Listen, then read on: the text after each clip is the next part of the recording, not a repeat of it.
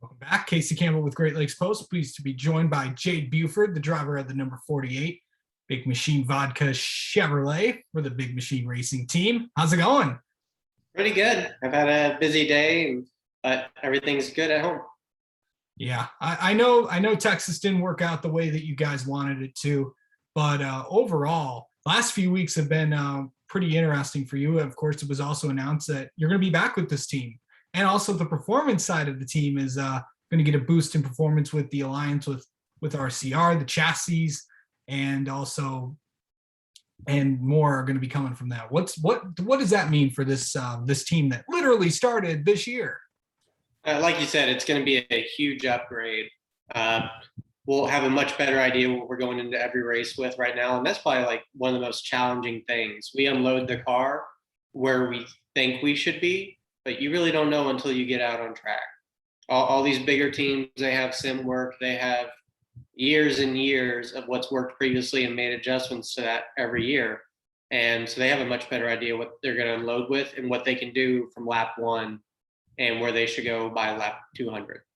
So kind of talk about what the biggest thing is that you've learned this season. I know you've been in a majority of these races, except the first Daytona race, but overall, yeah, I mean, I know you've got a road course background, but these ovals are pretty tough to learn, aren't they? They are. I try to explain it to my road course friends all the time.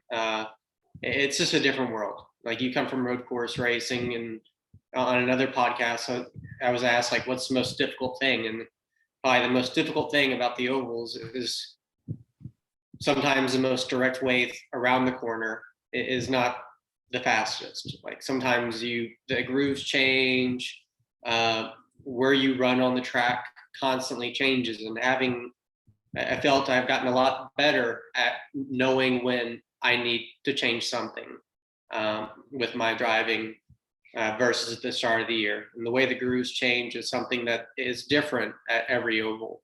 Some it takes a lot longer for the top to come in. Some it happens like relatively quick, and that's one of the things that I've probably found most challenging every race to adjust to. And kind of that's probably where my biggest learning curve is learning how that changes everything.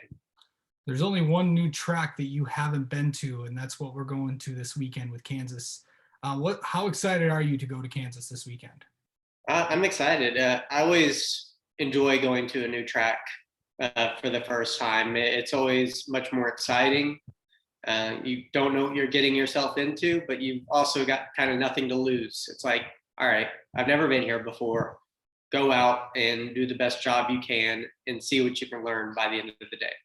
I remember when IMSA ran that Kansas infield course one time. I think maybe that was Rolex. The Rolex Sports Car Series ran it one time. You're right. I think it was still Grand Am at that time. I was the pole sitter for that race. Yeah, I remember that. So you have been to Kansas, but on a completely different thing. I remember I think I watched it like years ago, but so you have been to Kansas.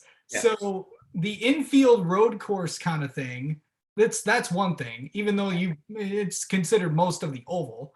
Yeah, but overall, just going to that place and driving most of the oval, what's that like going to there, driving the big oval instead of the more roval over there? Yeah, I'm looking forward to it.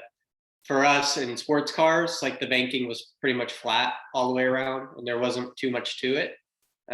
I am pretty certain there will be a whole lot more going on when we get into the banking this coming weekend with our Xfinity cars. Just the speed capabilities and the nature of the fact that we will not have to worry about braking for turn one to go into the infield. Absolutely. All right. Well, Jade Buford, thank you so much for taking some time out of your day to join us. Good luck this weekend at Kansas. Thank you so much, Casey.